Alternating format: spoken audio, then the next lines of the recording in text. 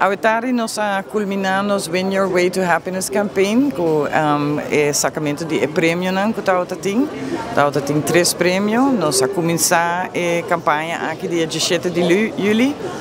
Ela acaba, basically a campanha agora assim. Para entrar essa gente não sowieso também para comprar, tem nos tiendas não e também na nossa F&B area não, pero também para criar ambiente de happiness e de fun e para engage passageiros não com retailers e F&B operations as much as possible também natuurlijk e doen não chance para ganhar viagem back para Aruba.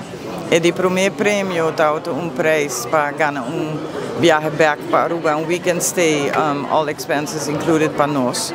Então, para gente não que viva fora, então para nós local não, tem prêmio que inclui travel voucher de se minuto era $2.500 para o resident. Então, de 2 prêmios tá mesmo coisa para international traveler, pero para o resident tem voucher de $1.500.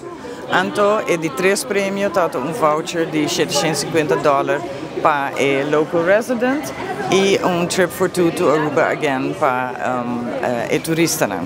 Dus basically, het had echt nog solamente geared naar toeristen que viajar bij cashback, basically, pero também para nós local também há a oportunidade para usar o voucher não que não pagana para viajar na de 45 destinations não que nós tem ora para viajar para fora voor de nosso airport.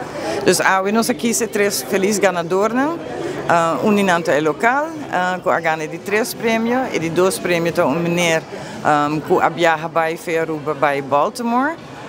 Nós não temos contato com ele, jammer genoeg, mas nós mandamos message agora sim, dus moeten esperar que ele contestar nos message soon, para nós poder dar grata notícia.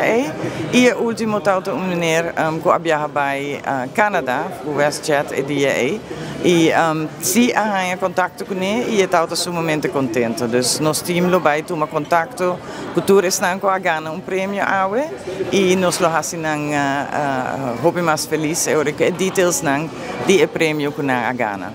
Dus com esforço nang aqui me quero danki também na turnos retailers nang que tá operar aqui na airport e turnos F&B operators para querer ding a campaign aqui e support to the efforts nang que nós fazemos para nos por fazer a campanha aqui realidade.